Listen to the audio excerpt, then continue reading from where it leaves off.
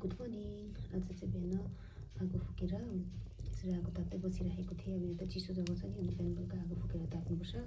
अन्त आगो फुकेर ताप्दै बसिँदाखेरि चाहिँ तरुल पहिलाको घरको याद आयो।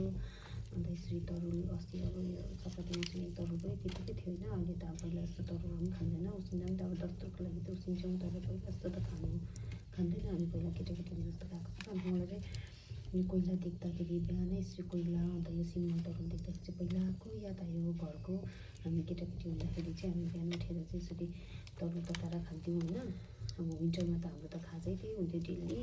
हामी चाहिँ औल पर्थ्यो। अन्त विन्टरमा चाहिँ तरुल, यो सिमल, चकटाल केहरू मात्रै हुन्थ्यो दिउँसोको खाजा। अन्त बिहान चाहिँ उठेर हामी यसरी तरुल तताएर खान्थ्यौँ। यसरी कोइलामा दुधको चियासँग चाहिँ नुनको चियासँग तरुल तताएर खाएर चाहिँ घाँस काट्न जान्थ्यौँ। अनि पहिलाको याद आएर चाहिँ मैले यो कोइला र तरुल देख्दाखेरि चाहिँ पहिलाको याद आएर यसरी सेकाएको नि।